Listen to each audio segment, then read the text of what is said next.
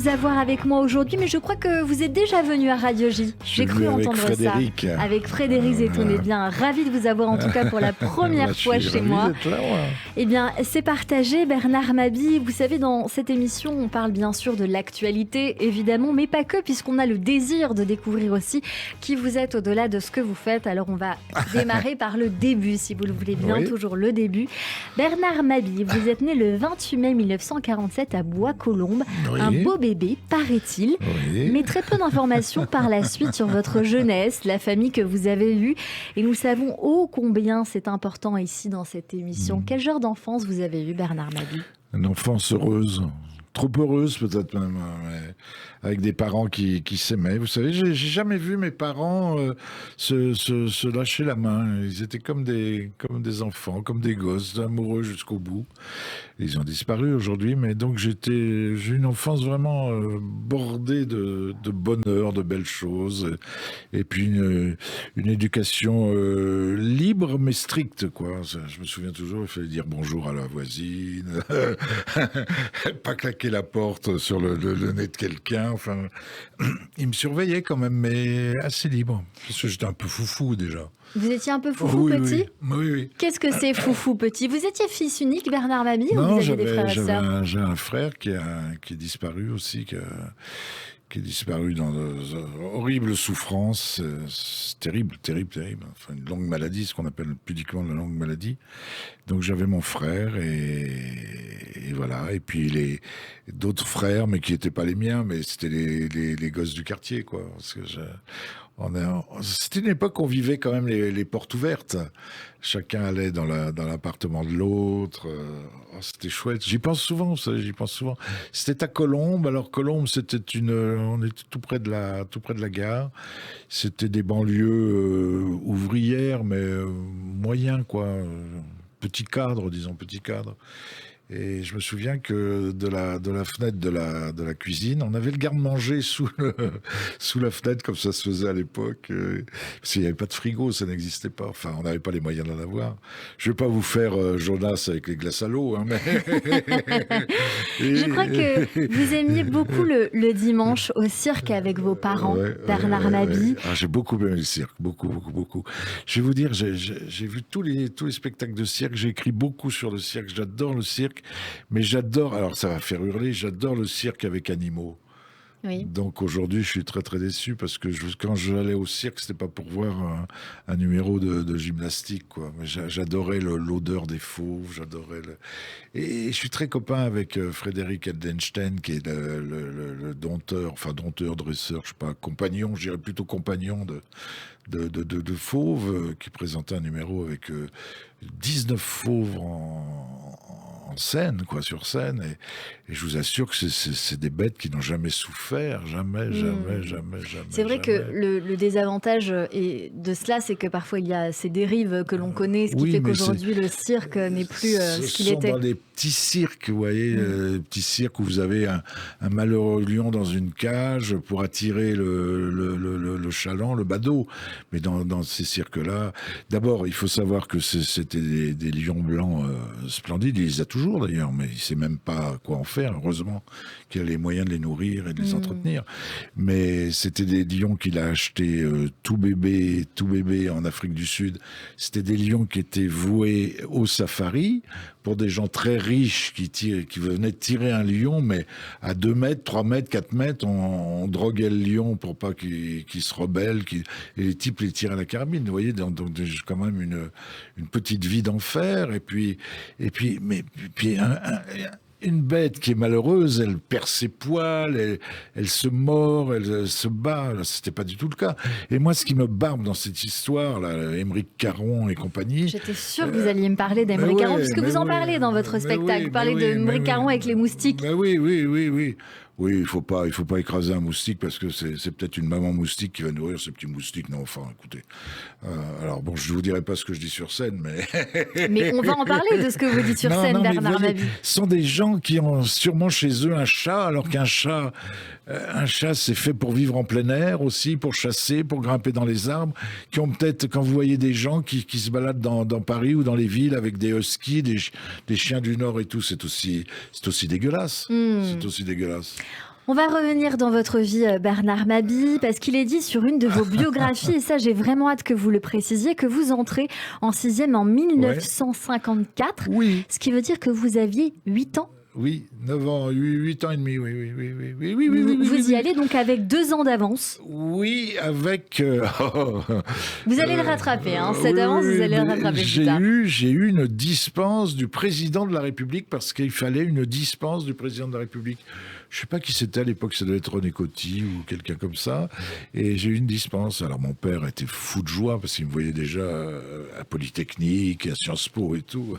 J'ai très très mal tourné. Mais est-ce que ça veut dire, Bernard Mabie, que vous étiez neuroatypique, vous étiez surdoué, en avance, précoce? Oui, sûrement, oui. Oui, mais j'ai tout perdu depuis. Hein. Vous l'avez pas perdu, parce que on va le voir que par la suite, comme vous dites j'étais un cancre, mais le cancre a bien réussi parmi les érudits, je crois, Bernard Mabie, parce que vous faites partie des grosses têtes quand même. Oui, peut-on parler d'érudition, je ne sais pas, mais oui, le nom est là. Le nom est là. Et donc, vous rattrapez cette avance par la suite, puisque vous ratez votre bac à philo avec 3 ans de retard. Et puis, dans la continuité de votre carrière professionnelle, vous entamez d'abord une carrière de commercial pour de la purée en flocons. Alors, attendez, je voudrais revenir sur une chose. J'ai raté mon bac philo 3 fois, c'est vrai, mais c'est parce qu'il y a eu l'arrivée des yéyés et du rock'n'roll. C'est ça qui m'a complètement chamboulé. J'ai monté avec des copains un orchestre de rock, donc on passait dans les quinzaines commerciales, on passait dans les cinémas à l'entracte. Il y avait encore des attractions à l'entracte, vous voyez. Ça m'a totalement perturbé. Le rock, la musique, Presley, Jane Vincent et tout. Puis après, Johnny Hallyday. J'étais un fan de Johnny Hallyday. Et là, les études, ça a ouvert votre curiosité sur le monde artistique. Ouais, ça c'est bien. Ouais. Et on va le voir par la suite, évidemment. Vous êtes donc, je le poursuis, commercial pour de la purée flocon. Vous en avez beaucoup parlé à un moment donné. Oui, c'est rigolo. Mais c'est génial. vous vendez cette purée à des écoles notamment. Quel souvenir vous gardez de cette période de votre vie ? Une petite honte parce que je vous cache pas que j'étais déguisé, oui, c'est un déguisement forcément, en cuisinier avec une toque, et je faisais des démonstrations dans les cuisines de grands établissements, les hôpitaux, les écoles et tout, les mairies et tout ça. J'avais un petit peu honte quand même, franchement j'avais un petit peu honte, je sais pas pourquoi. J'ai même fait le pêcheur à la grande épicerie, là, au Bon Marché, pour lancer le courbouillon. Et j'ai passé une semaine au Bon Marché, habillé en pêcheur, devant une barque en carton. C'était assez joli d'ailleurs, des filets de pêche pour vendre mon courbouillon. J'avais qu'une trouille, c'est de rencontrer des amis de ma mère. Ouais. Comment vous êtes arrivé à faire ce métier-là, Bernard Mabie ? Quel métier, celui que je fais actuellement ? Non, celui de commercial à ce moment-là. Parce qu'il fallait bouffer, il fallait bouffer. Et puis j'étais tombé amoureux, très très amoureux, et mon père, qui était quand même assez strict, m'a dit on ne peut pas vivre avec quelqu'un sans l'épouser. Ouais. Mais je vous rappelle, c'est des années il y a très longtemps. Les années d'avant. C'était les années où Aznavour commençait à faire ses adieux, vous voyez, donc il y a très très longtemps. Donc voilà, c'est l'amour au début, je pense. Et puis, c'était des métiers où il y avait quand même une certaine liberté. Représentant, vous preniez la voiture le matin, vous rentriez le soir, il n'y avait pas de compte à rendre. Je crois que maintenant, ils ont des GPS, des balises et tout. C'est différent aujourd'hui. Et puis, il y a forcément... la rencontre des gens. Et c'est ça. Je crois que votre vie a été jonchée de rencontres très importantes. Ouais. Ah oui. Une qui est venue bouleverser votre chemin pro, c'est celle avec Henri Clapier. Chapier, excusez-moi. Non. Henri Chapier, c'était le grand critique de cinéma, et c'était le rédacteur en chef de Combat, que tenait à l'époque Philippe Tesson. Et j'adorais Chapier, j'adorais ses films. Il a fait 2-3 films, et j'adorais lire ses articles. Il défendait le cinéma italien, enfin tous les cinémas un peu marginaux, et j'ai eu la chance de le rencontrer. C'était le déclic, quoi. C'était le déclic. Moi, mon premier déclic, c'est Chapier et Tesson. Oui, parce que finalement, Tesson vous donne l'opportunité d'écrire dans les pages culture du quotidien de Paris. Vous écrivez alors des critiques de spectacles pour ce journal qui démarre. Et votre style, est-ce qu'il est déjà acerbe, Bernard Mabie ? Avec un énorme clin d'œil quand même. Vous savez, je me suis dit, il n'y avait pas beaucoup de lecteurs au quotidien de Paris. Mais c'était drôle parce que c'était lu par l'intelligentsia parisienne, Saint-Germain-des-Prés et compagnie, mais il n'y avait pas beaucoup de lecteurs populaires. Et je me suis dit, si je veux me faire un petit nom et marquer l'histoire du spectacle, du musical, il faut que je sorte de l'ordinaire. Donc j'étais un peu déconnant tout de suite, quoi. Et donc forcément, tout le monde, les gens qui vous connaissent le savent forcément, une critique sur un spectacle de Thierry Leluron qui ne passe pas inaperçu. Ouais, ouais. Et cet humoriste vous appelle, Ouais. il vous dit, bon, bah, puisque tu me prends Ouais, au dépourvu et que tu écris ça sur moi, bah, viens écrire pour moi, on va voir C'est ce vrai, que tu vaux. c'est vrai. Alors, fort heureusement, on n'était pas payé beaucoup au quotidien de Paris, même pas du tout presque. Et parce que je pense que si j'avais bien gagné ma vie au quotidien, j'aurais peut-être pas dit oui à Thierry et tout. Mais là, je me suis dit, allez, il faut que j'essaye. Puis en plus, c'est une belle aventure. Mais le garçon ne m'attirait pas spécialement. Vous savez, Thierry, c'était les magazines People à l'époque, Match, Jour de France et tout ça. C'était les grosses bagnoles, machin. C'était pas du tout mon univers. Et finalement, j'ai rencontré quelqu'un totalement différent de l'image. Totalement différent. Et j'ai envie de dire qu'encore une fois, il m'a tout appris. il vous a tout appris, mais l'occasion fait le luron. Vous contribuez grandement à la carrière de Thierry Leluron en 79. Et encore une fois, ce n'est pas votre métier, mais il vous apprend tout. Et puis on regarde un extrait, enfin, franchement, on écoute.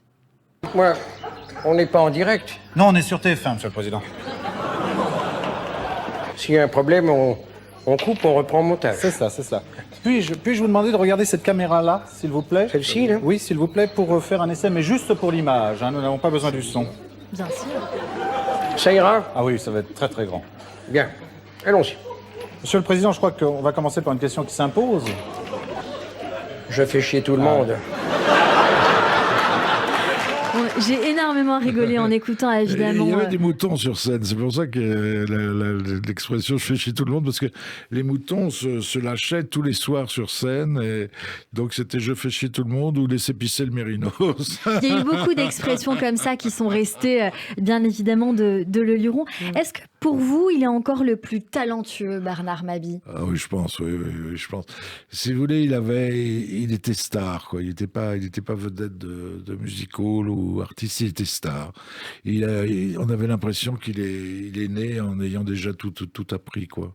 J'ai appris énormément en le regardant. Moi, je suis resté les 8 dernières années avec, et donc j'étais sur scène avec lui ou en coulisses et tout. Je voulais pas rater une seconde de la vie de Thierry parce qu'il y avait tout à apprendre. Et c'est vrai que c'était une mécanique incroyable, un peu à l'américaine, quoi, incroyable. Et d'une gentillesse. Franchement, hein. Oh là là là là là. Il était entouré, l'équipe technique de Thierry, c'était des gars qu'il avait trouvés en banlieue, donc c'était pas des voyous, mais des petits mecs un peu, vous voyez, qui roulaient un peu les mécaniques et tout.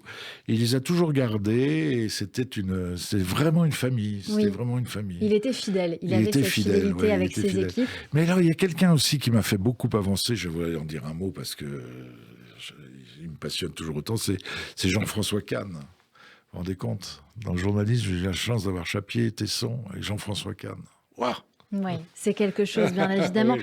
Mais on voit dans votre vie, Bernard Mabie, elle a été gâtée par des rencontres qui vous ont formé, qui vous ont forgé. Ouais. Il y a aussi une autre rencontre pour qui vous avez écrit, c'est Anne Roumanoff. Mmh. Et je sais que c'était un petit peu plus difficile d'écrire pour elle à un moment donné. C'est-à-dire qu'Anne, je regrette pas, hein, parce qu'on a fait du très bon travail. Boulot. Ah bah oui, On ne ça nous a dit bien pas marché. tout, les Ouais, chroniques ouais. radio bistrot chez Drucker. Oui, mais c'est vrai que c'était une autre façon de travailler avec Thierry.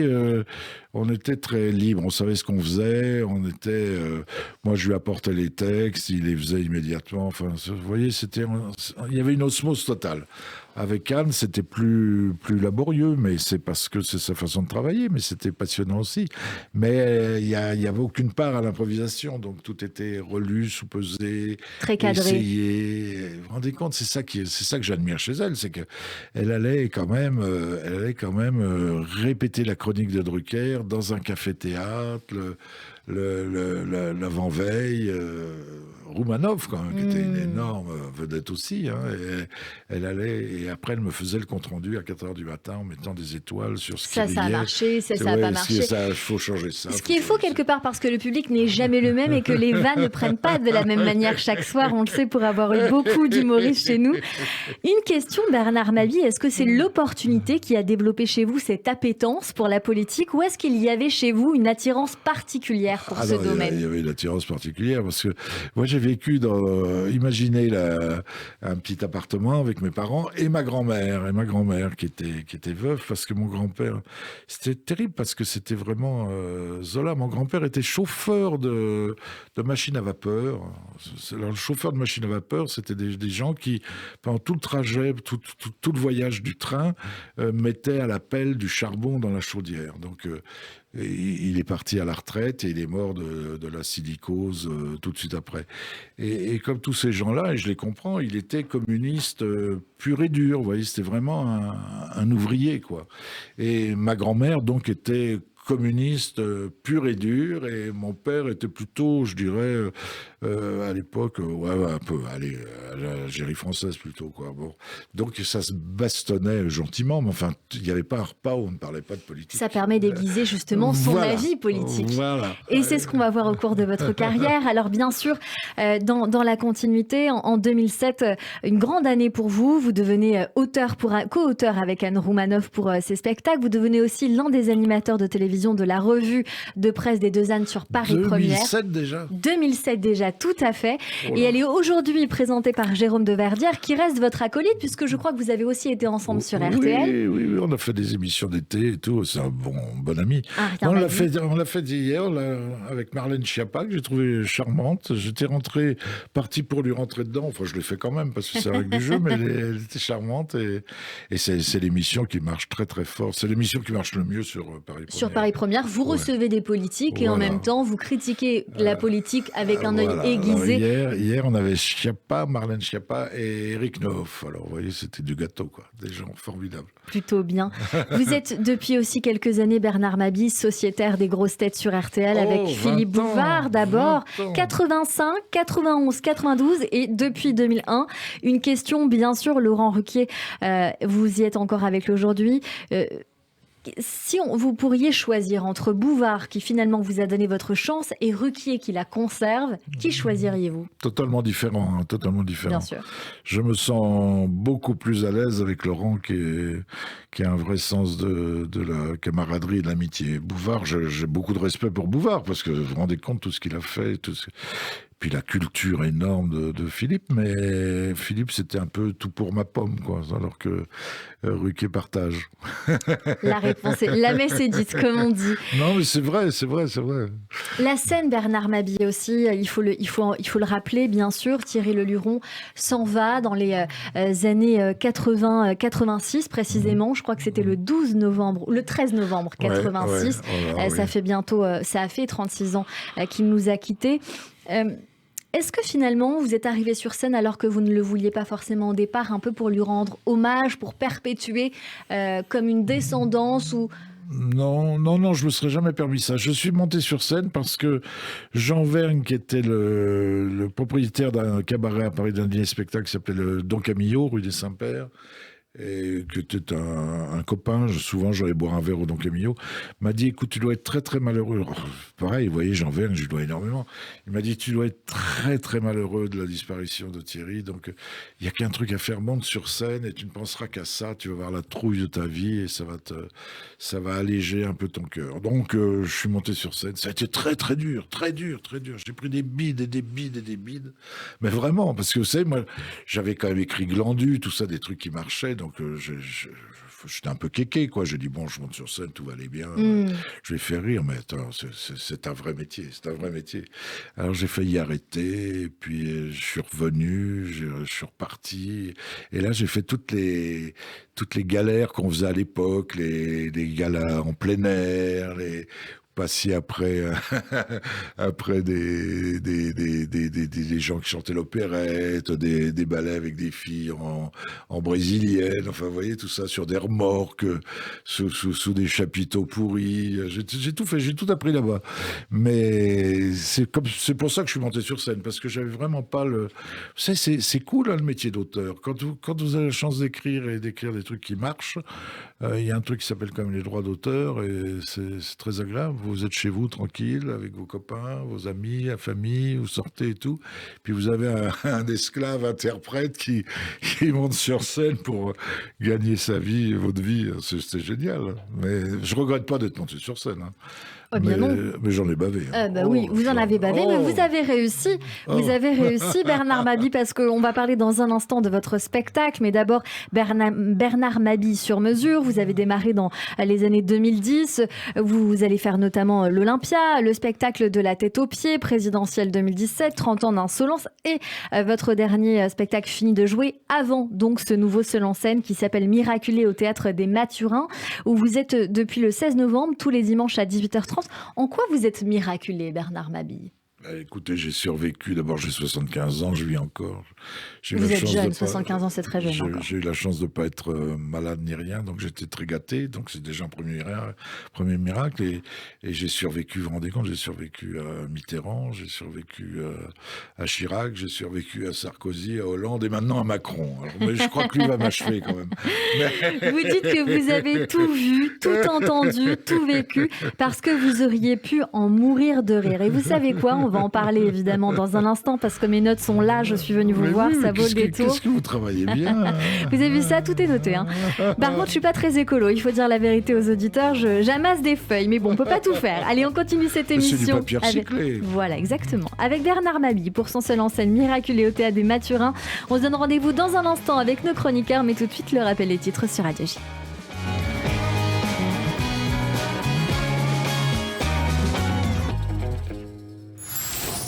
15h, 16h30, Cyrielle Sarah Cohen. Radio J.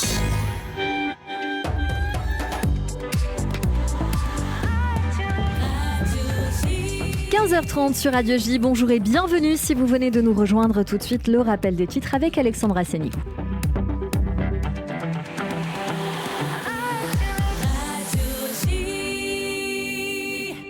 Rebonjour Alexandra. Rebonjour Cyrielle. À la une de l'actualité en Israël, de nouveaux affrontements Judée-Samarie ce matin à Naplouse. Tsahal a essuyé des tirs au cours d'une opération antiterroriste. Les soldats ont pu riposter, il n'y a eu aucune victime.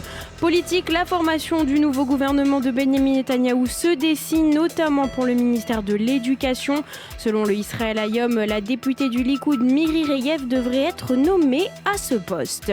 L'Iran dans le collimateur de l'ONU, l'Allemagne et l'Islande appellent à une enquête sur la répression meurtrière des manifestations anti-régime déclenchée par la mort de Mahsa Amini. Politique en France, Éric Ciotti dans le viseur de la justice après les révélations du canard enchaîné. Le parquet national financier ouvre une enquête sur l'ex-épouse du député. Elle aurait cumulé jusqu'à 3 emplois publics en même temps entre 2007 et 2016. La guerre en Ukraine, l'Union européenne va distribuer 18 milliards d'euros à l'Ukraine en 2023. Annonce de la présidente de la Commission européenne, Ursula von der Leyen, ce midi. Et merci beaucoup Alexandra Sénigou, on vous retrouve dans 30 minutes pour le journal complet. Tout de suite une courte pause et puis on se rejoint pour la suite de notre émission avec Bernard Mabie et mes chroniqueurs qui nous rejoignent sur Radio J. Radio J. Radio J, le 6-9, Ilana Ferradian. Bonjour Evital. Bonjour, Boker Tov, Shalom Ilana. On vous retrouve tous les matins à 6h47. Et oui, Ken, avec Mila, le mot du jour, Mila Beyom. Un cours d'hébreu à l'Ulpan Écuge, info sur écuge.fr. Radio J.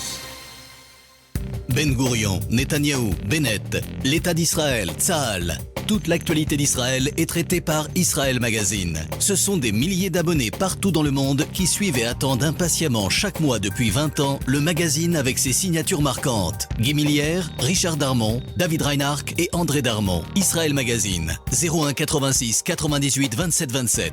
S'abonner à Israël Magazine, c'est s'abonner à Israël. 01 86 98 27 27.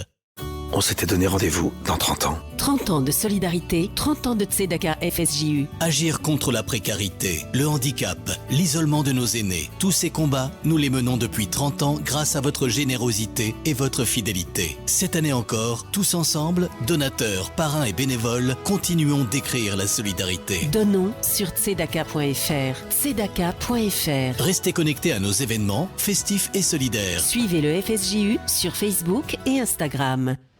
Radio J. Bonjour, c'est Frédéric Zetoun. Je vous donne rendez-vous le 5 décembre à 20h30 pour mon concert au Casino de Paris. Et là, vous vous dites, ah bon, Frédéric Zetoun, il chante? Eh oui, des chansons que j'ai écrites entre rire et émotion, un spectacle à l'image de la vie. Frédéric Zetoun au Casino de Paris le 5 décembre. Réservation 0892 698 926 ou sur casinodeparis.fr. Bon bah voilà, vous savez tout, je vous attends. Radio J. Radio J. Radio J. Radio J. Radio J. 15h, 16h30. Cyrielle Sarah Cohen. De retour sur l'antenne de Radio J, merci de passer votre après-midi avec nous jusqu'à 16h30 avec mon invité aujourd'hui Bernard Mabille pour son seul en scène Miraculé au Théâtre des Mathurins tous les dimanches à 18h30 et on s'est laissé avant la pause et l'information. Bernard Mabille, on parlait bien sûr de ce spectacle, vous nous expliquiez en quoi vous êtes miraculé et vous dites alors que vous avez connu des présidents différents mais tous pareils, des dizaines d'élections, des centaines de scandales, oui. Le téléphone à cadran, le Technicolor, le diesel et j'en passe évidemment, la Covid, mais vous dites aussi que vous êtes... On dirait le dernier bouquin d'Éric Nehoff sur les années 70, mais c'est ça, oui. C'est ça, vous parlez finalement de tout ce que nous avons vécu ces dernières années. Et est-ce que quelque part, vous n'êtes pas un peu déçu de la politique, des politiques que vous clouez au pilori? Oui, mais c'est-à-dire que moi, je pense quand même en réfléchissant quand même, je pense qu'il y avait quand même beaucoup plus de classe avant, vous voyez. Chez qui, par exemple? Quelqu'un comme Mitterrand, quand même, ou Giscard, c'était quand même des gens qui savaient se tenir. Mais alors là nous avons, excusez-moi, mais un peu les tuches à l'Élysée, quand même, hein. Voilà, c'est ce que je pense, Et chaque réaction... Quand j'ai vu notre président qui a fait du tourisme durant toute la semaine, là, hein, puisque maintenant il sait qu'il ne sera pas réélu... Enfin, attendez, il paraît que le plan... Non, mais attendez, hein, je déconne pas. Le plan, ça serait qu'il ne se représente pas dans 3 ans, 4 ans, ce qui est normal. On met un pantin, alors là, il a l'embarras du choix, et après, il nous fait une poutinerie, c'est-à-dire qu'il reviendrait après se représenter. C'est ce que vous dites dans votre spectacle. Oui, vous dites, on nous met un Bruno Le Maire, par exemple. Voilà. Ce que vous dites. Oui, un fantoche, quoi. Et alors, attendez, mais j'ai fait les comptes, c'est possible parce qu'il aurait 53 ans.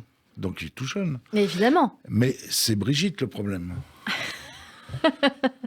Alors, on va dépenser une fortune en baignoire à porte et Montescalier.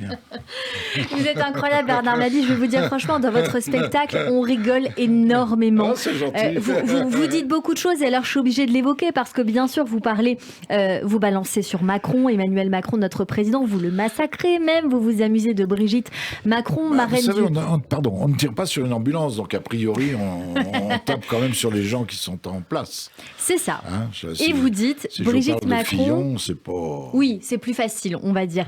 Marraine du harcèlement à l'école, vous dites qu'il y a un peu comme une ironie là-dedans. Mais écoutez, je ne sais pas si on a le droit de tout dire, mais quand même, quand je vois qu'elle n'a pas pu l'accompagner... Non, franchement, quand je vois qu'elle n'a pas pu l'accompagner là, dans les différents COP, je sais pas, 21, 22, 23, bon, parce qu'elle s'occupe du harcèlement à l'école. Brigitte Macron, quand même, je veux pas faire de procès, mais... Alors, j'ajoute que, pour une fois qu'on a quelqu'un qui connaît le sujet et dont il parle, c'est pas mal.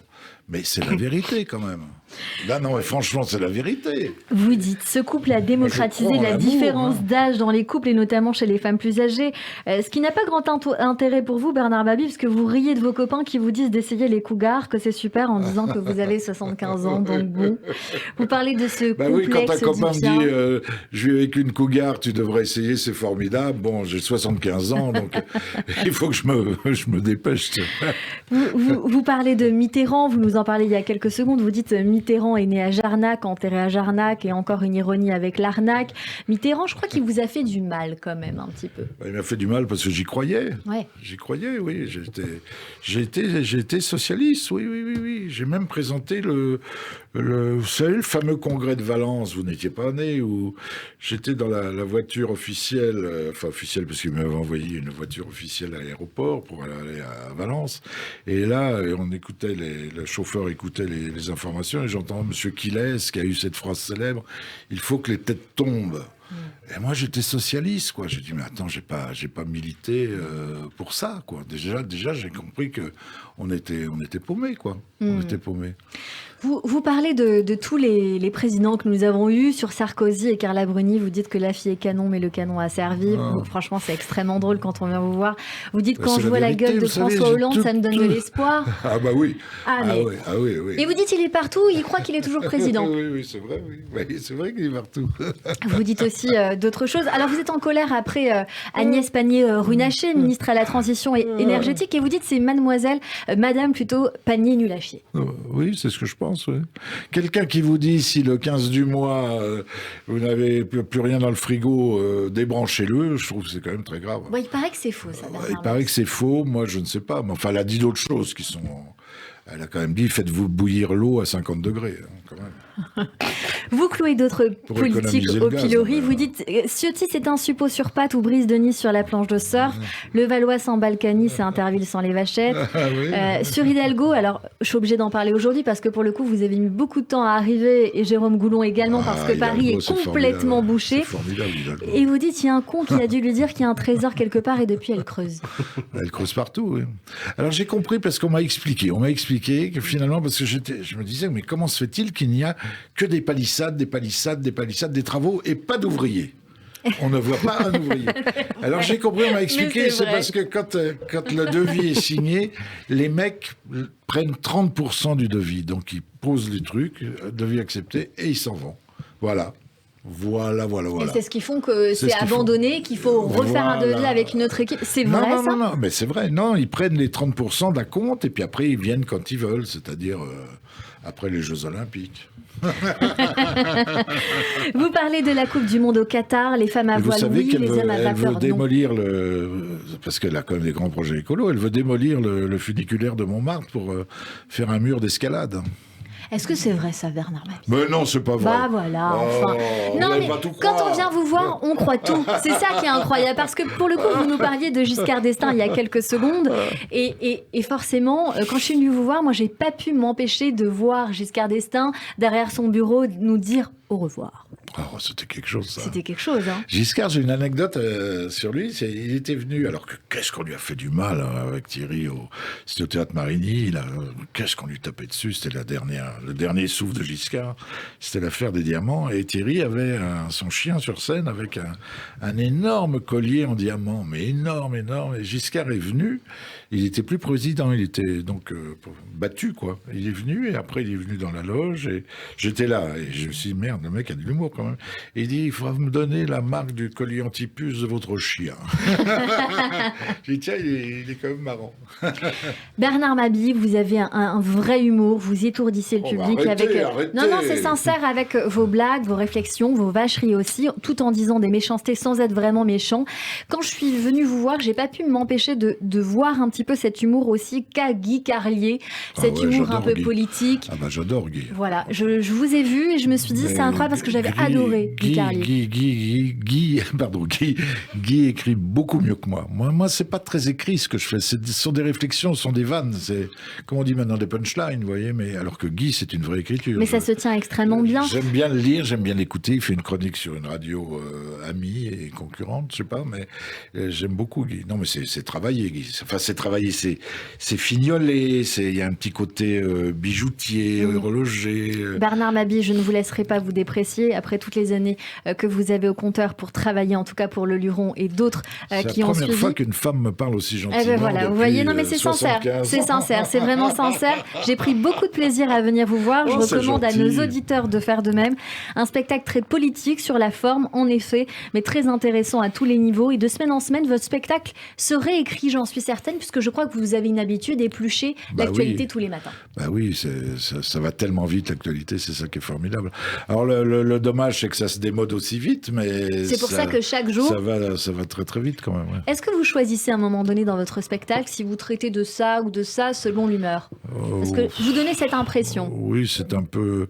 Disons que imaginons que j'ai un panier et je pioche dedans, je sors des sujets comme ça, un peu en fonction de l'humeur de la salle aussi. C'est ça. Mais ça, c'est le métier du cabaret. Vous savez, le cabaret, quand vous devez faire rire une salle où vous avez expert comptable, ouvrier agricole, plombier, oui, il faut s'adapter, quoi. Donc Anne Roumanoff et Guy Carlier, Fignol, ils sont cadrés, mais vous improvisez, c'est tout aussi fort. Non, j'improvise pas vraiment, mais j'écris.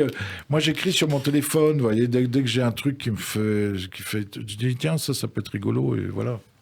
Puis j'aime bien le faire le soir, que ce soit en province ou à Paris. C'est un petit challenge, quoi. Ouais. Bernard Mabie au Théâtre des Mathurins pour votre seule en scène Miraculé. Tout de suite dans cette partie d'émission, on va découvrir toute la culture du moment ou d'avant, selon vos goûts. Génial. Et mes acclamations, mon enthousiasme, viva notre bienfaiteur. Olé, olé, olé. Au théâtre. Et tout de suite, Hélène Kuttner nous emmène au théâtre. Bonjour Hélène. Bonjour Cyrielle, bonjour Bernard Mabie. Bonjour à tous et à toutes. Et bonjour Jérôme. Voilà. Aujourd'hui on y est, on est plus sur Guillaume. Voilà. Je vais pas tromper de prénom cette fois-ci. Alors, voilà, donc Bernard Mabie, cette chronique théâtre, elle est pour vous, parce que c'est vrai qu'on aimerait vous avoir au théâtre, mais vous savez manier l'humour et le fiel sans filtre ni censure, ça nous plaît bien sur tous les sujets. J'ai choisi pour vous Demain la revanche, c'est une nouvelle pièce d'un auteur qui s'appelle Sébastien Thierry. Ah bah je connais, ouais. Bon, et que joue en ce moment un autre humoriste, beaucoup plus jeune que vous, qui s'appelle Gaspard Proust au Théâtre Antoine, mais génial. Qui est assez fielleux aussi. C'est ça, l'humour est assez noir, Hélène, hein. L'humour est assez noir, Cyrielle, car Sébastien Thierry, qui est l'auteur de plusieurs comédies à succès, qui est Monsieur Schmitt, Dieu habite Düsseldorf ou 8 € de l'heure, adore gratter là où ça fait mal.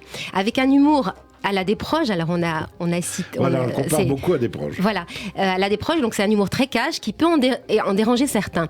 Alors la pièce raconte l'arrivée en pleine nuit, à 4h du matin, de Mathieu, qui a 40 ans, dans l'appartement bourgeois de ses parents situé près de l'avenue des Ternes.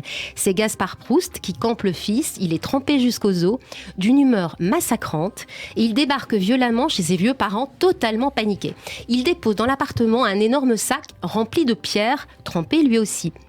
Et quand on l'interroge, il ne se souvient de rien. Où était-il? Que lui est-il arrivé?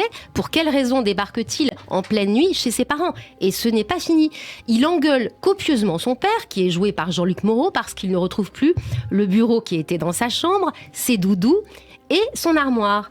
Sa mère, campée par Brigitte Catillon, est totalement dépassée. Leur fils est-il atteint d'amnésie? Il y a eu un anévrisme dans son cerveau qui a tout d'un coup claqué. A-t-il voulu se suicider en se jetant au fond de la Seine? Mais alors, Bernard, pourquoi son sac rempli de pierres, il est revenu avec? Il aurait dû tomber dans l'eau. Du coup, on navigue entre le réel et la folie en plein cauchemar, Hélène. Est-ce que c'est ça? Exactement. Réel, folie, cauchemar, rêve. On ne sait plus où on est. C'est bien le propre des pièces de cet auteur. Oui. On ne sait pas s'il est fou, disjoncté, ou si ce sont vraiment les parents qui ont commis quelque chose. Dans quelle dimension on est? Tout ce qu'on sait, c'est que cet accès de violence et de folie va causer des ravages dans une famille très ordinaire. Des ravages comme ceux que dit avoir subi le fils qui vient en demander des comptes à ses parents. Car derrière ces insultes à ce père, cette violence à l'égard de la famille, ce fils de 40 ans vient réclamer sa dette d'amour et de reconnaissance envers ses géniteurs qui ont voulu faire de lui une personne qu'il ne voulait pas être. Trop de pression sur un fils qui peinait à l'école, qui avait du mal à apprendre à lire, alors que son père est pharmacien et que ce même père subissait lui-même les pressions de réussite sociale de son propre père. J'ai l'impression qu'il y a beaucoup d'actualité quand même là-dedans, Hélène Kuttner. Beau, c'est donc une comédie qui se moque cruellement de la manière aussi dont on élève ses enfants. Exactement, Cyrielle, il y a beaucoup d'actualité car on le sait, la pression sociale aujourd'hui et financière est très importante avec la sélection qui s'effectue à l'école et les meilleurs établissements qu'il faut choisir pour nos chers enfants. Je ne vais pas raconter comment la pièce évolue, c'est drôle, c'est très cruel, mais c'est très drôle, c'est un humour très noir. Sachez, chère Cyrielle et cher Bernard, que tout le monde en prend pour son grade. La mise en scène de Ladislas Chola soigne avec précision et sincérité chaque scène, réglée au cordeau et interprétée avec brio par les 3 comédiens. Un thriller à l'humour décapant, cruel, qui ne laisse personne indifférent et qui torpille beaucoup de nos certitudes à découvrir vite au Théâtre Antoine. Et on va y aller, la maman, ça c'est sûr. Il y a Jean-Luc Moreau, Gaspard... Jean-Luc Moreau, Brigitte Catillon, Impérial, et Gaspard Proust dans le rôle du fils de l'affre-fils. Et ça s'appelle Demain, la revanche de Sébastien Thierry. C'est au Théâtre Antoine jusqu'à fin décembre. On va y aller, c'est promis. Merci beaucoup Hélène Kuttner. Et une question forcément qui s'impose, Bernard Mabille, vous qui avez été au théâtre, est-ce que vous aimeriez rejouer prochainement au théâtre ? Ah, j'aimerais bien, ouais, mais j'ai joué, oui.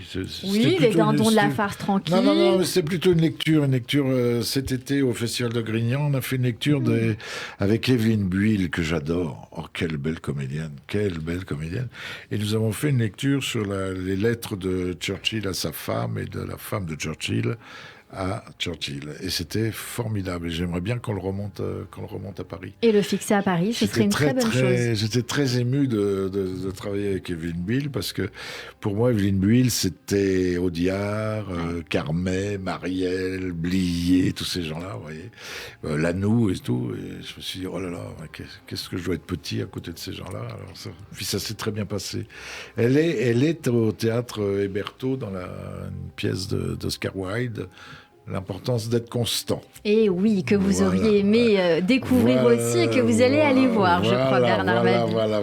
Allez, tout de suite, c'est la chronique émotion de Jérôme Goulon. Radio J, l'émotion de Jérôme Goulon. Bonjour Jérôme. Bonjour Cyrielle, bonjour Bernard Mabille. Vous êtes ému, vous ? Très ému de vous rencontrer. Vous avez l'air costaud quand même. C'est donc le moment de la chronique émotion. On va dans cette chronique parler de vos goûts culturels et d'artistes que vous aimez. Et on va le voir, il y a beaucoup de nostalgie dans vos préférences. On commence en musique avec l'un de vos chanteurs préférés.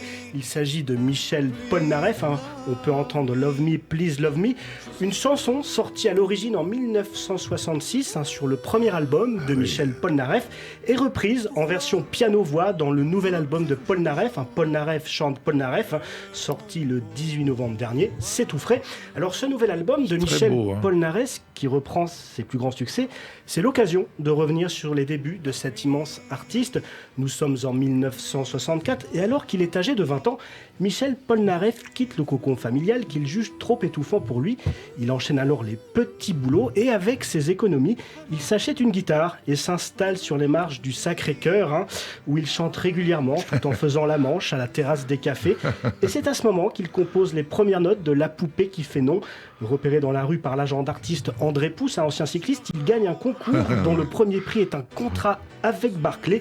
Oui, mais voilà, Polnareff refuse de peur d'être trop formaté. Il faut le faire quand même pour refuser Barclay à l'époque. Il signe finalement avec une autre maison de disques, Disque AZ, et le succès est immédiat.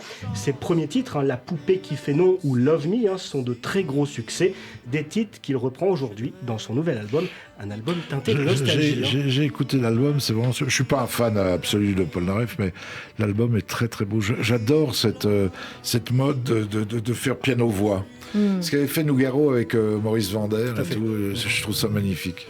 Et là, j'ai pris beaucoup de plaisir. Et d'ailleurs, Michel Polnareff, qu'on aimerait beaucoup recevoir sur l'antenne de Radio J, parce que je sais qu'il est à Paris en ce moment et on n'arrête pas de me le dire, invite-le. Donc si vous nous entendez, vous le connaissez, il est le bienvenu. Allez, on poursuit avec une autre reprise que vous appréciez, Bernard Mabille. C'était mon premier autographe demandé, Michel Polnareff. Vrai ? Oui, à l'époque, il roulait en Mustang, je me souviens, donc j'étais épaté. Et je l'avais guetté chez son coiffeur, pas de rue de Berry, mais un truc comme ça. Et quand il est sorti, sorti, je lui ai demandé un autographe. C'est trop joliment raconté, ça. Oui, je l'ai revu depuis. Mais... Avec tout ça, s'il ne vient pas dans notre émission, Cyril, ça va pas. C'est ça. On y arrivera, vous inquiétez pas. Allez, on poursuit avec une autre reprise que vous appréciez, Bernard Mabille, Jérôme. Alors, on reste dans la nostalgie, Bernard Mabille, puisqu'on peut entendre National 7, chanson de Charles Trenet, sortie en 1955, et reprise par le collectif Bon Entendeur. Bon Entendeur, excusez-moi. Bon Entendeur. Ma vue baisse. Alors, National 7, c'est une chanson qui évoque cette route longue de 996 km qui relie Paris au sud de la France et qui a symbolisé pendant de nombreuses années la route des grands départs en vacances vers le sud. D'ailleurs, pour se rendre dans l'une de ses propriétés qu'il possédait dans les rivages du Midi, Charles Trenet empruntait régulièrement cette route nationale 7 et c'est un matin, alors qu'il se promenait dans les jardins de sa maison de Jouan-les-Pins, que lui est venue l'idée de cette chanson. Cyril, je crois que vous avez quelque chose à dire. Mais oui, parce que moi je sais que Bernard Mabille, vous aimez sans doute cette chanson parce que ça doit vous rappeler votre époque Palaface les Flots. Est-ce que c'est vrai ou pas? Oui. C'est le du bout, le musée du bout, oui. Mais j'adore Trenet, j'adore Bon Entendeur. Ils ont repris Mouloudji, ils ont repris tout un tas de trucs, c'est magnifique. C'est magnifique. Nino Ferrer et tout, c'est magnifique. Et alors j'ai rencontré Trenet, j'avais écrit 4-5 pages dans les nouvelles littéraires sur Trenet, j'avais mis tout mon cœur et mon petit talent parce que j'adorais Trenet. Et quand j'ai rencontré le mec, il était odieux, désagréable. Et vraiment, j'étais déçu. J'étais déçu. Alors je l'écoute toujours parce que, vous voyez, quand j'arrive à Paris par le pont de Sèvres, là, quand on voit la Tour Eiffel, je chante Revoir Paris. C'est obligatoire. Revoir Paris, je chante Trenet. Et en tout cas... Et quand je suis allé la première... Excusez-moi. Non, mais allez-y, poursuivez. Quand je suis allé la première fois à Toulouse, je vous jure que c'est vrai. J'étais arrêté au feu rouge et je chantais, quand je vais à Toulouse, je chante Toulouse de Nougaro. Et la bagnole à côté qui s'arrête, c'était Claude Nougaro. Il me dit, mais qu'est-ce que tu fais là? Je dis, je suis en train de chanter ta chanson. Il y a des trucs qui marquent comme ça.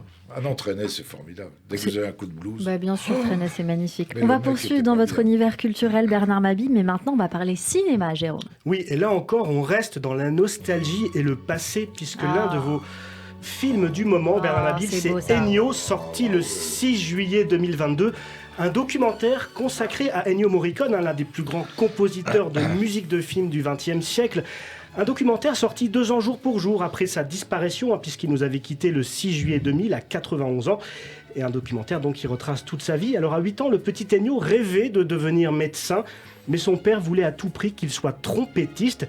Ennio s'est donc orienté vers la musique pour notre plus grand bonheur, j'ai envie de dire. Alors on ne va pas refaire toute sa discographie, ça prendrait beaucoup de temps. Il y a 500 films, 500 musiques de films.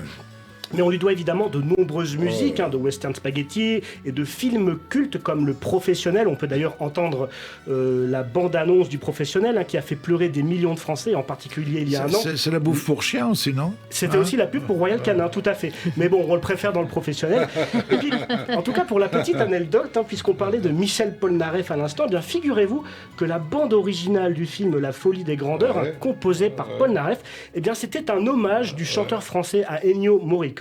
Bref, Francis Weber, que nous avons reçu ici le 6 octobre dernier, disait que lorsqu'un réalisateur de film avait trouvé son compositeur pour ses musiques, il avait fait 50% du boulot.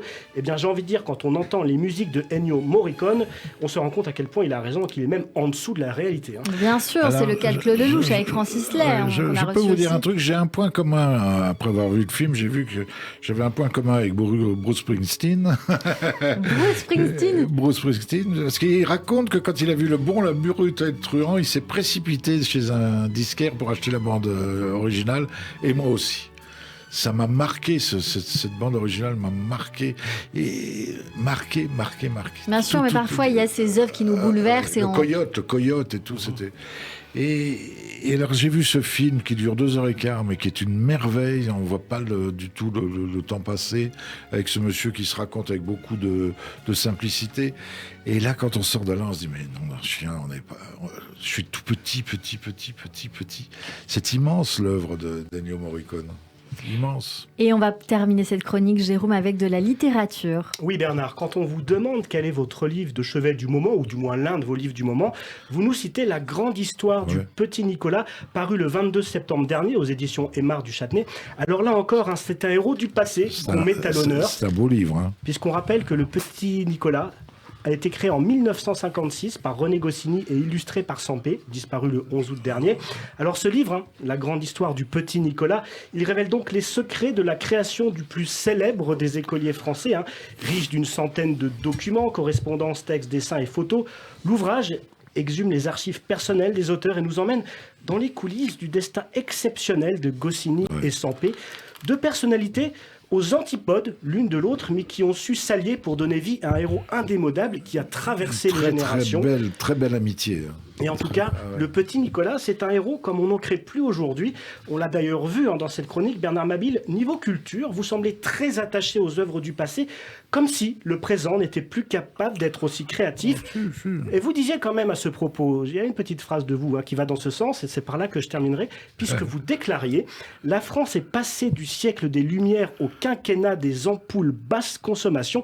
Une phrase qui veut dire beaucoup de choses, Bernard Mabille. Un petit peu quand même. Mais je veux pas être nostalgique à tout craint.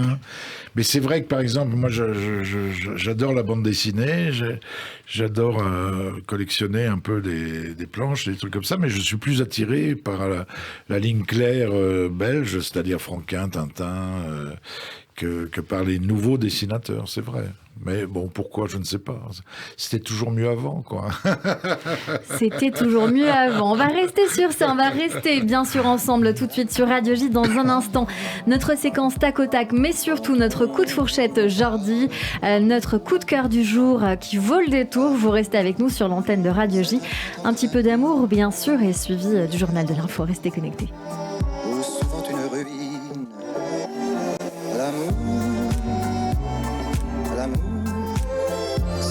Du temps, une rafale de vent, une feuillée de lune.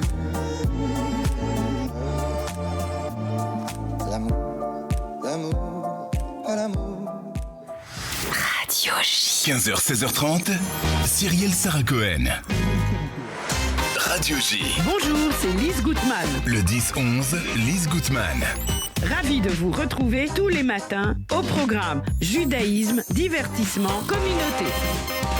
Radio J. C'est disponible, monsieur Garcia. Parfait. Et je n'ai rien à payer pour les lunettes. Oui, chez Optical Center, vous avez 0 € de reste à charge. Elles sont superbes, merci. Je vous souhaite de ne voir que de belles choses avec. Et justement, tu préfères quoi, chérie? Bourgogne ou Normandie? C'est le nom des modèles? Non, les lunettes, c'est ok, choisis celle que tu veux. Mais comme il n'y a rien à payer, je réserve un hôtel pour le week-end. Alors? Avec un spa?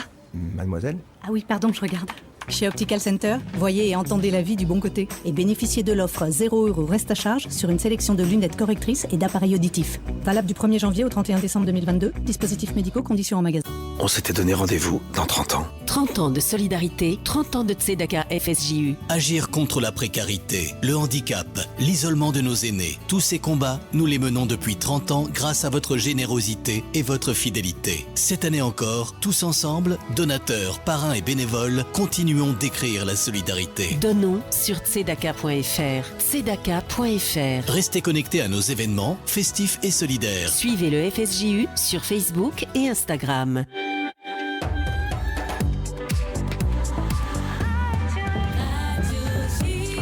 16h sur Radio J, bonjour et bienvenue à toutes et à tous. Tout de suite le journal de l'information présenté par Alexandra Sénicou.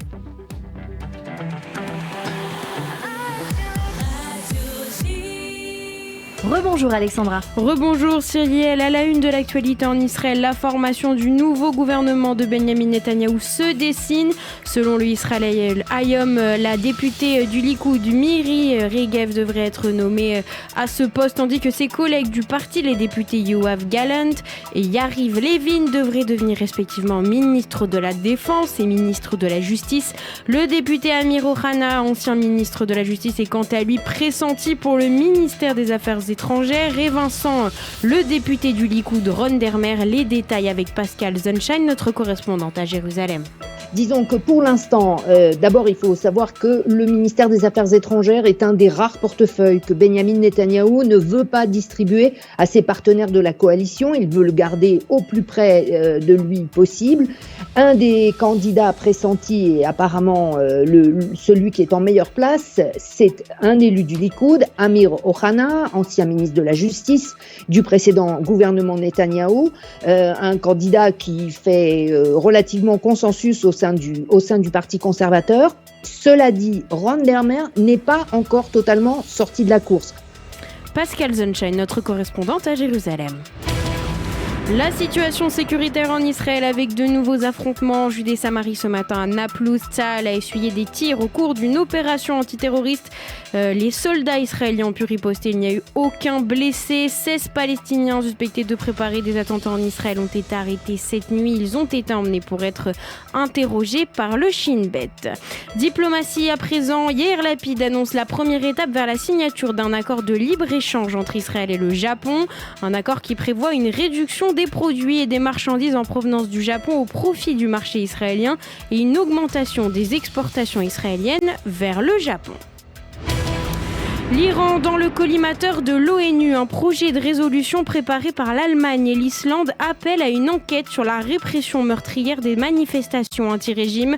L'organe suprême des droits de l'homme des Nations Unies tiendra jeudi une réunion pour envisager de lancer cette enquête. Selon l'ONG norvégienne Iran Human Rights, au moins 378 personnes, dont 47 enfants, ont été tuées dans la répression depuis la mort de Mahsa Amini. À l'international, la Russie s'inquiète de l'intervention d'Ankara contre les Kurdes de Syrie. Moscou appelle la Turquie à la retenue. Le président turc Recep Tayyip Erdogan a déclaré cet après-midi que son pays attaquerait les militants kurdes avec des chars et des soldats.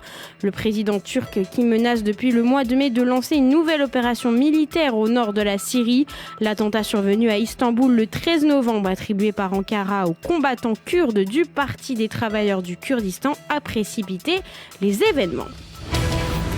En France, la première ministre Elisabeth Borne a une nouvelle fois utilisé l'article 49.3 sur le budget de la sécurité sociale hier. Ce passage en force a été très décrié dans l'opposition et le spectre du 49.3 plane toujours sur la réforme des retraites. Mais le ministre du Travail, Olivier Dussopt, a assuré ne pas souhaiter y avoir recours. Je ne le souhaite pas et l'objectif qui est le mien est d'abord d'aller au bout de la concertation avec les partenaires sociaux. C'est ce que nous faisons jusqu'à la mi-décembre. Ils participent tous aux discussions. Ça ne veut pas dire que tout le monde est d'accord. Ça veut dire que tout le monde participe. Et lorsqu'il y a des points sur lesquels nous pouvons être d'accord, je trouve que c'est bien de les acter. Et ça ne veut pas dire, parce qu'on a acté un point ou deux points, qu'on sera d'accord avec la totalité de la réforme à la fin. Le ministre du Travail, Olivier Dussopt, ce matin sur RMC. La guerre en Ukraine, l'Agence internationale de l'énergie atomique n'a finalement pas constaté de dommages critiques à la centrale nucléaire de Zaporijia en Ukraine. De son côté, l'Union européenne va distribuer 18 milliards d'euros à l'Ukraine en 2023, annonce de la présidente de la Commission européenne, Ursula von der Leyen, ce midi. Et on termine ce journal avec la Coupe du monde de foot au Qatar. Entrée en lice ce soir de l'équipe de France contre l'Australie. Coup d'envoi à 20h. Et l'énorme surprise de cette journée, c'est la victoire de l'Arabie Saoudite 2-1 sur l'Argentine de Lionel Messi. Autre rencontre à suivre également, Mexique-Pologne à 17h. Et merci beaucoup Alexandra Sénigou. On vous retrouve bien sûr demain à partir de 14h. En attendant, c'est la suite de notre émission après une toute petite pause sur Radio J. Radio J. Bonjour à tous, c'est Léa Moscona. Radio J. Je vous retrouve tous les matins de 9h à 10h sur Radio J. Les experts ont la parole. Ils nous parlent bien-être, voyage, culture, gastronomie et art de vivre. Le tout dans la bonne humeur. Le 9-10, Léa Moscona. À demain. Radio J. Alors c'est comment avec vos nouveaux appareils? Oh, j'entends parfaitement. Et je vous rappelle qu'ils sont à moins 40%. Quoi, vous dites? Vous avez moins 40% chez Optical Center. Mais si, alors j'ai bien entendu. Et vous avez d'autres bonnes nouvelles? On vous offre une paire de lunettes à votre vue. Wow, ça marche vraiment super. Allez-y, parlez encore. Et ça marche aussi sur les verres progressifs. Ça s'arrête jamais ce truc. Alors on les choisit ces lunettes? Ici? Maintenant. Oh, vous m'êtes très sympathique. C'est réciproque. Chez Optical Center, voyez et entendez la vie du bon côté. Avec l'offre audition, vos appareils auditifs sont à moins 40% et on vous offre une paire de lunettes à votre vue, même en progressif. Valable du 1er janvier au 30 novembre 2022. Dispositifs médicaux, conditions en magasin.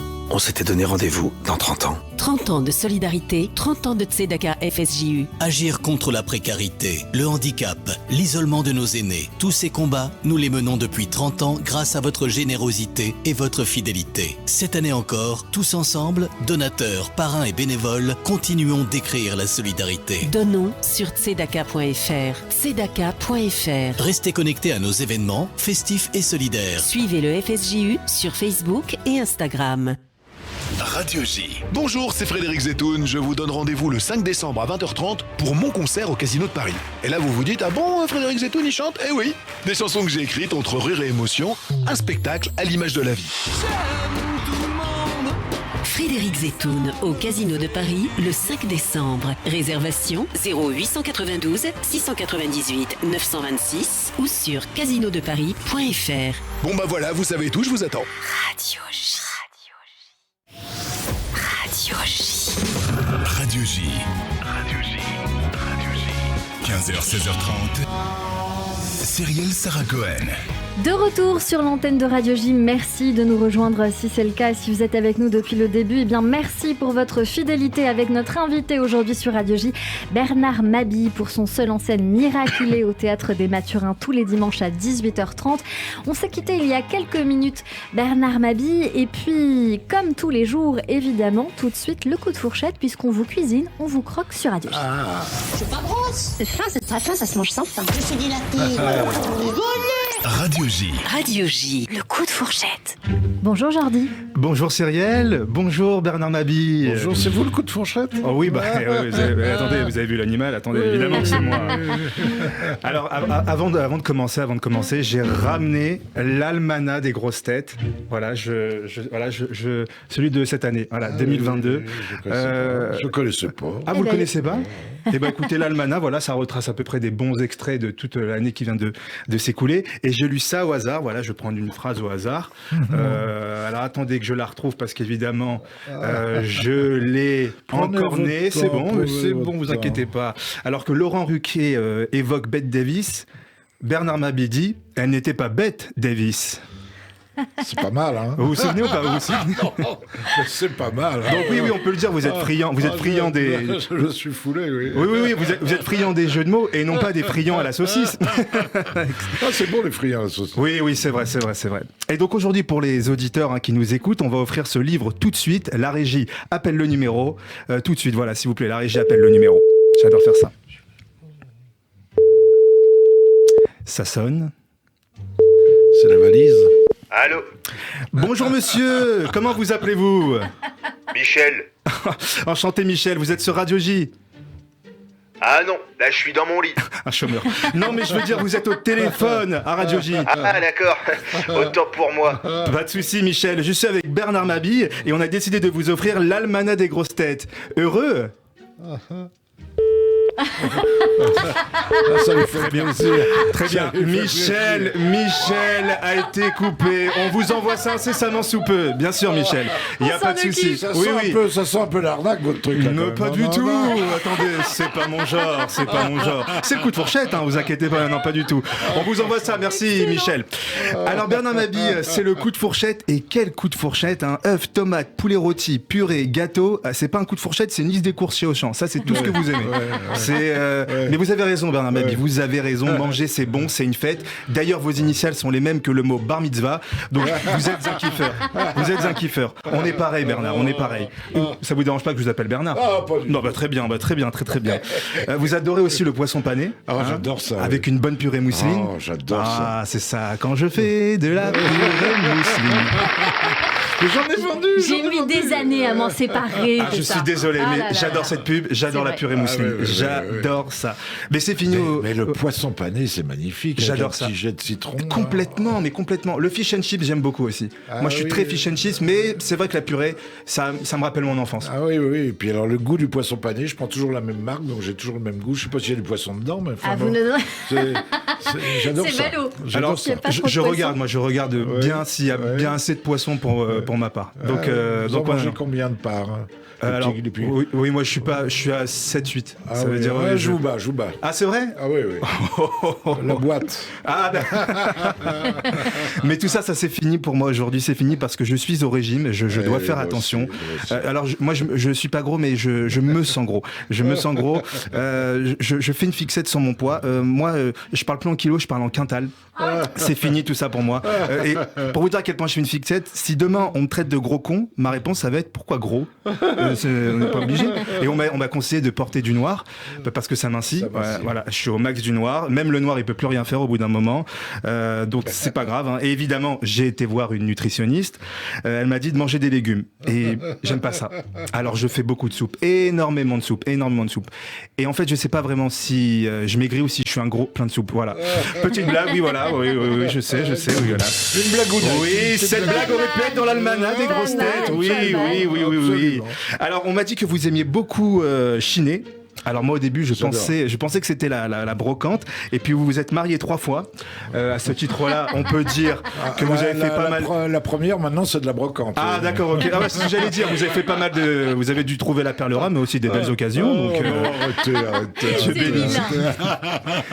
Mais il y a de quoi faire des bons repas de famille avec de la purée mousseline. Quand je fais de la purée. Désolé, j'adore cette pub, je suis désolé. C'est la rechute. Ah oui, je suis désolé. C'était pas Gottener qui avait fait ça, je sais pas. Je sais pas. Alors vous voyez, on va lui poser la question puisqu'il sera bientôt notre invité, c'est promis. J'adore Gottener, c'est la grande époque de Gottener, ça pourrait être lui. Ouais, ça peut, et je vais bien le féliciter. Alors Bernard Mabille, je peux pas vous quitter sans parler de votre spectacle qui s'intitule Miraculé. Avec une position où on dirait on va vous mettre dans un sarcophage. J'espère que je vais rejoindre Brigitte Macron. Ah.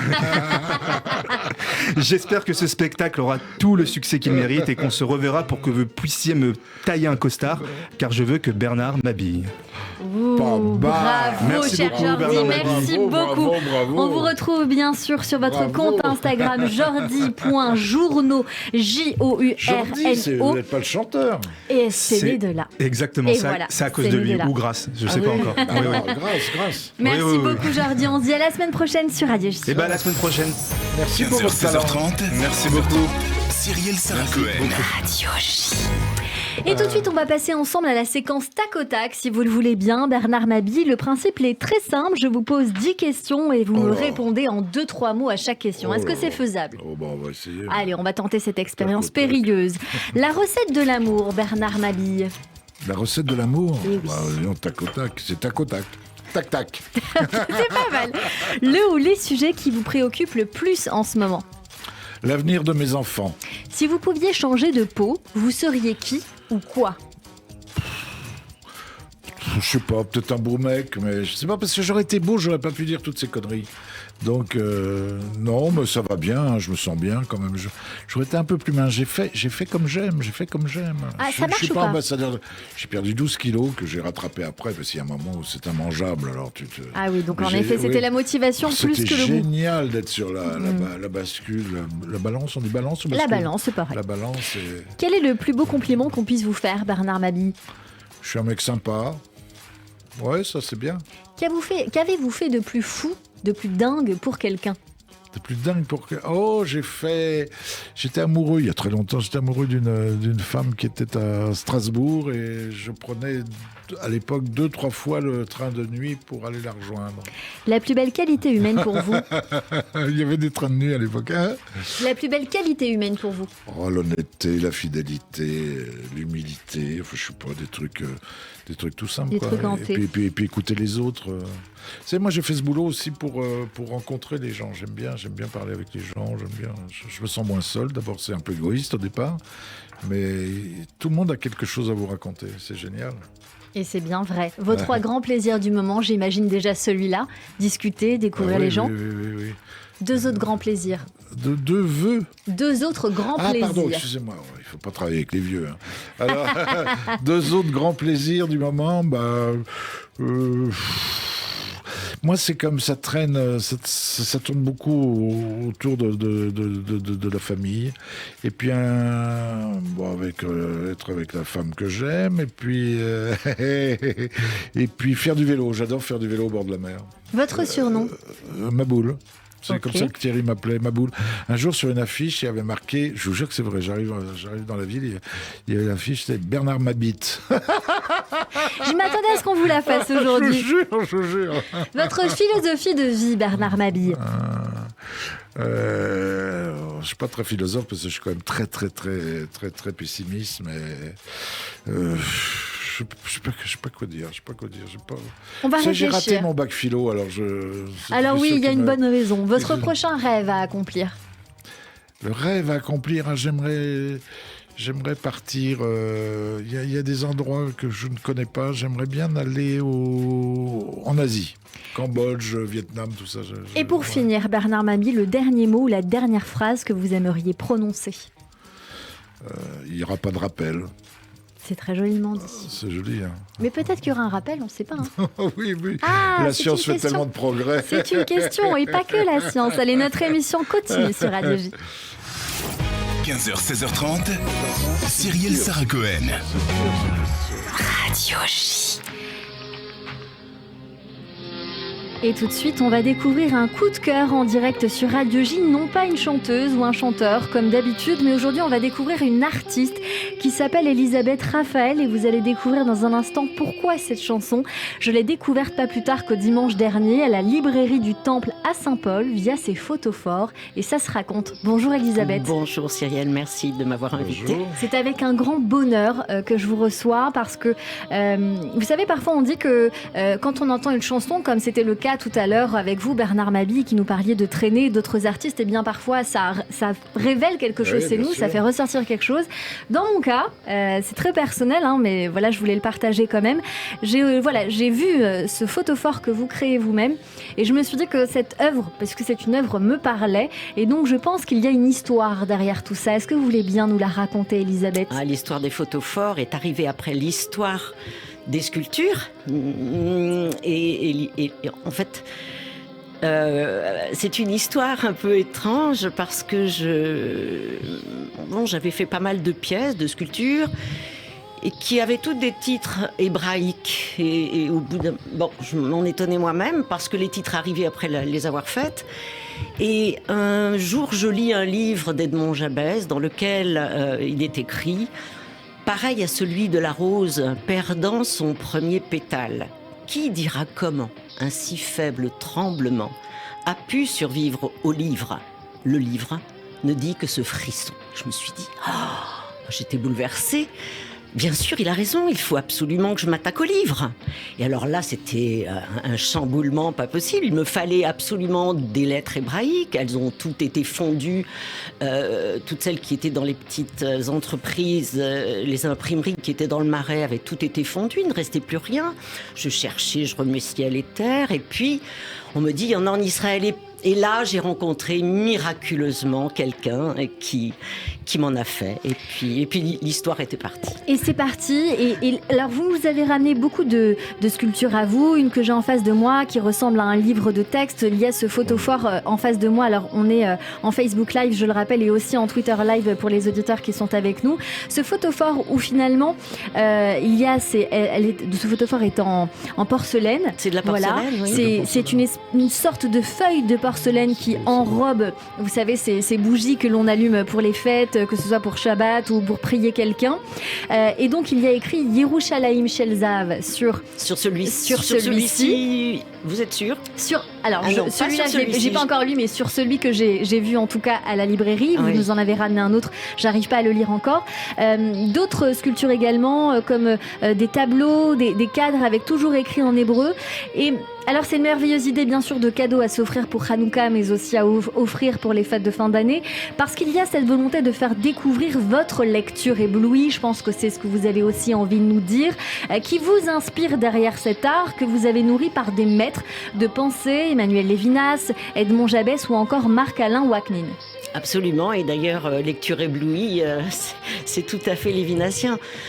Ils m'ont nourri comme m'a nourri ma vie professionnelle antérieure, puisque je suis historienne de la Chine au départ, avant d'arriver à l'art, même si l'art m'a toujours habité. Et les philosophes m'habitent, l'étude m'habite complètement. Alors il y a bien sûr la présence du texte biblique caché ou dévoilé dans votre travail. À chacun de venir y chercher ce qui ressort en tout cas dans chacun d'entre nous quand on regarde une œuvre. De toute façon, c'est toujours très personnel. Comment vous en êtes arrivée là, Elisabeth Raphael ? À ce travail, à l'art, voilà, comment ça vous avez été appelée à ça? Et puis parce que j'imagine que vous avez dû suivre une petite formation, peut-être autodidacte au départ, et puis après une formation complémentaire. Alors en fait, c'est le fait d'avoir quitté Paris à un moment donné de ma vie, lorsque je faisais de l'analyse stratégique sur la Chine, Et me retrouvant donc en province, au milieu de nulle part, et devant abandonner mon métier, l'art est revenu au galop. En fait, quand j'étais enfant, je dessinais beaucoup. Adolescente, j'ai peint, même à l'huile, et j'avais complètement abandonné cela pour faire mes études et pour passer à autre chose. Et ça m'a rattrapée complètement. Et donc là, en fait, je savais modeler. J'avais appris à modeler avec un ami extraordinaire, Jérôme Baccarat. Et je me suis dit, voilà, moi j'avais un doctorat d'histoire contemporaine, je me suis dit, il faut absolument que je fasse des études d'art. Donc je m'inscris aux Beaux-Arts. Et à l'époque, à Bourges, en cours de sculpture, terre. Et au bout d'un an, la prof me dit, Elisabeth, rentre dans ton atelier, t'as rien à faire ici. Donc ça m'a à la fois encouragée, et puis j'ai lu, et effectivement Tolstoï, dans un de ses livres, parle de l'art. Il dit qu'on n'apprend pas l'art dans les écoles d'art. J'ai envie que vous me racontiez très brièvement, parce que le temps file et défile, l'histoire avec votre atelier. Avec mon atelier. Votre atelier. Alors mon atelier est un peu comme un... vous savez, j'oublie ce mot dans lequel on fait fondre les métaux. En fait, au fourneau. Non, pas un haut fourneau. Non, c'est un creuset, voilà. Okay. Un peu comme un creuset. C'est-à-dire que, et c'est pas un peu, c'est complètement un creuset. Mon atelier est aussi le lieu où je vis et je ne pourrais pas faire autrement. C'est pour moi très difficile. Je suis partie 1 an à Jérusalem, j'avais pas d'atelier. C'était bon, j'ai fait quelques dessins, mais c'était très compliqué de vivre sans les matériaux, sans les outils. Donc l'atelier est vraiment le lieu où comme l'alchimiste, les choses qui sont en moi vont jaillir et où je peux, au moment où je le veux, où j'en ai envie, naissent. Et quelque part, vous avez un peu été appelé parce que je crois que quand vous êtes rentré dans ce creuset, vous avez vu un livre qui vous a parlé. C'est là où je veux en venir. C'est là où vous voulez en venir. Oui, c'est absolument incroyable. Il y a 10 ans, exactement, c'était en novembre, il y a 10 ans, donc je revenais d'Israël et j'apprends que j'avais été choisie pour pouvoir m'installer dans cet atelier de la mairie de Paris. J'arrive dedans, m'avait donné les clés, il restait 3 petits objets, un petit pavé en ciment, une petite plaque de cuivre gravée et un livre absolument incroyable sur les lettres hébraïques dans l'art des livres. J'en ai encore des frissons. Et c'était déjà votre style? Non, c'est-à-dire que je me suis dit c'est absolument incroyable. Donc je savais que la peintre qui m'avait précédée était également juive, mais qu'elle ait laissé ce livre. Voilà, je me suis dit voilà, c'est mon lieu, c'est mon Macom, il est fait pour moi. Et depuis, Elisabeth Raphael, vous avez exposé partout à la Biennale d'art contemporain de Jérusalem et dans bien d'autres endroits évidemment. Vous avez exposé dans plein d'endroits, que ce soit à Paris, à Tel Aviv ou encore en Chine, à New York, à Chicago. Londres, oui. Enfin voilà, partout. Pour tous ceux que cela intéresse, il faut quand même rappeler où est-ce qu'on peut vous retrouver. Est-ce que vous exposez en ce moment? En tout cas, votre site internet, c'est elisabethraphael.com. Évidemment, j'appelle les auditeurs à venir découvrir vos œuvres, vos photophores, en tout cas à la librairie du Temple. Alors, je donnerai pas le prix, mais c'est dans une centaine d'euros pour se le procurer. Mais c'est une œuvre et c'est recommandé. Donc voilà, c'est un très très beau cadeau à faire pour les fêtes. Et où est-ce qu'on peut vous retrouver potentiellement? Parce que je crois qu'il y a aussi une galerie. Et il y a ma galerie à Paris qui s'appelle Amélie Maison d'Art, la galerie Séguier qui se trouve près de Saint-Michel. Où là, effectivement, on peut voir mon travail en permanence, mais on peut également voir mon travail actuellement à la galerie Mabé Art à Genève, où j'expose jusqu'au 14 décembre. Et puis pour nos auditeurs qui en auraient envie, avant les fêtes de Hanouka, j'organise une journée porte ouverte, un après-midi porte ouverte à mon atelier, 30 boulevard Kellerman. Donc on pourra retrouver mes coordonnées, l'adresse de mon site, et là venir voir mon travail et pourquoi pas découvrir les photophores notamment. On va venir. Elisabeth Raphael, PHAEL.com. Merci beaucoup Elisabeth d'être venue nous voir. Avec grand plaisir Cyrielle, merci infiniment pour votre invitation. Merci à vous. Radio J. Radio J. Le portrait psychologique. Et comme toujours à la fin de cette émission, nous avons pour habitude de débriefer ces minutes passées ensemble. Bernard Mabie, on ne vous a pas oublié tout de suite. C'est donc votre portrait. J'ai écouté des choses, j'ai entendu des choses très intéressantes. Et on va y aller parce que je vous assure que vraiment c'est très très joli à voir. Tout de suite, c'est donc votre portrait fait par Nathalie Dedrieux qui a pris des notes mais très attentivement. Bonjour Nathalie. Cyrielle, bonjour Bernard Mabille. Bonjour. Eh bien oui, j'avais une image qui me venait en vous écoutant comme une boîte à bijoux, un peu ancienne, empreinte de nostalgie, avec beaucoup de souvenirs et d'anecdotes. Voilà, un homme qui sait faire danser les mots. Je dirais que l'oralité marche bien. Vous êtes, voilà, l'oralité est au premier plan. Et c'était une dynamique qui est très, qui est très au premier plan, au devant de la scène. Et alors que le corps est plutôt au ralenti, très calme, très posé, beaucoup d'ancrage et une colonne vertébrale toujours bien droite. Voilà, comme une vraie présence, une qualité de présence et d'écoute qui a retenu mon attention.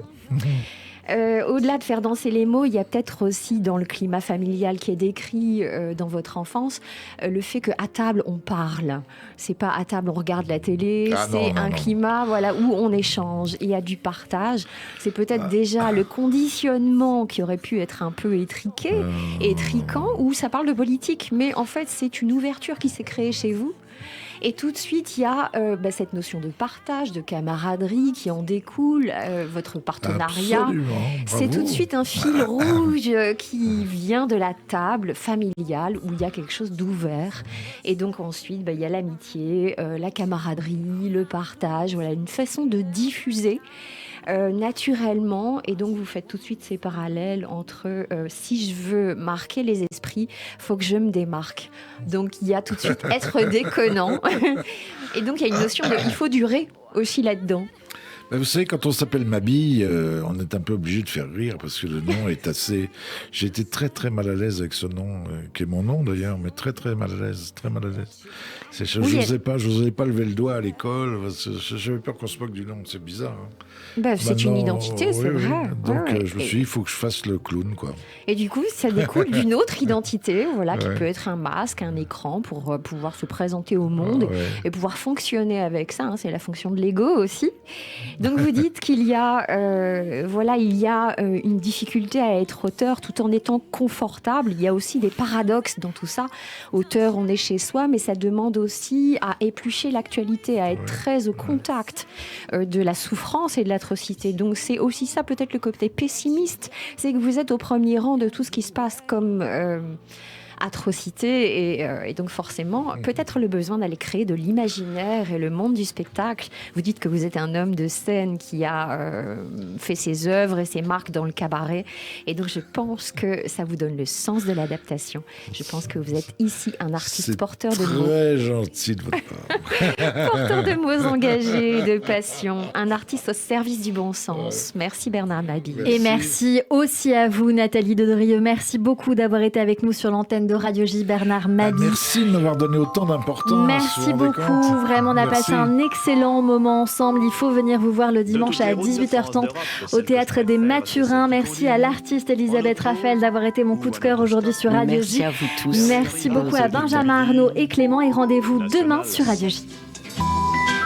Il faut l'apprendre qu'on aille à Rome à 7. Que l'on soit 2, 3, 4, 5, 6 ou 7. C'est une route qui fera 7. Route des vacances qui traverse